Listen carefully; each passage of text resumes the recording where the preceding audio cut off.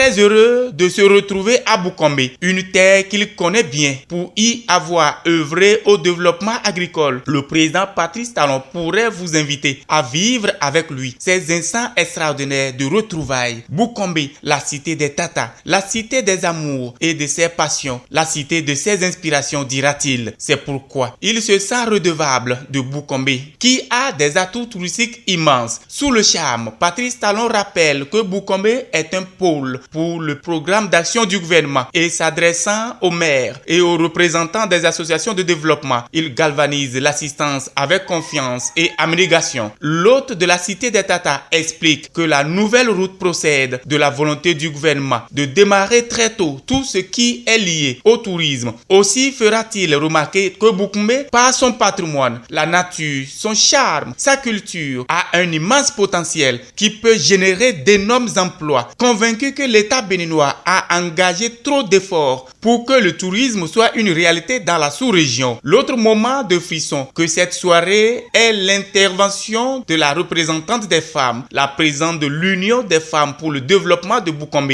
Fidèle Yenta. À cœur ouvert, Madame Joséphine, épouse Amégan, dira merci au président Patrice Talon pour tout ce qu'il a fait pour Boukombe. Au lancement des travaux de la route, elle était incrédule, dira-t-elle. Elle a saisi l'occasion pour remercier la première dame Claudine Talon pour le château d'eau, don de la fondation, et qui a libéré Boukombe de la soif. Merci pour tout ce que vous avez fait pour la commune de Boukombe. Merci pour ce goudron qui est devenu une réalité. Maman Claudine, qui en une semaine de sa visite aux femmes à Boukombe, notamment à l'Union des femmes pour le développement de Boukombe, a promis. Elle a touché du doigt nos souffrances. Elle a vu. Elle dit non, je vous donnerai de l'eau. Et c'est chose faite. Le château est là. Même si on manque d'eau partout, ce château ne tarit pas. On vient, on y prend de l'eau propre. Alors, à cette charmante dame, à cette merveilleuse mère, nous vous disons merci. Merci infiniment.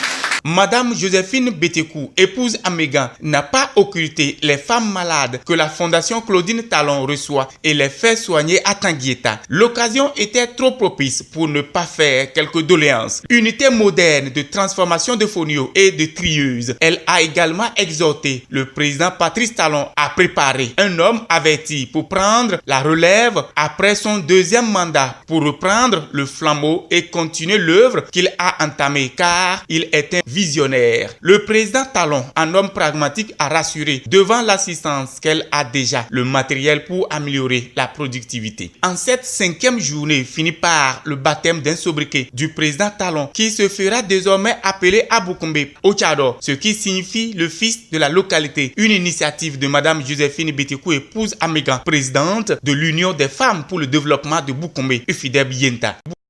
Selon la Constitution, sera un homme averti, un homme que vous auriez désigné, et nous, on va l'accueillir pour la continuité, pour l'éveil du potentiel de tous les Béninois, pour que nous soyons capables de devenir les dignes fils du Bénin.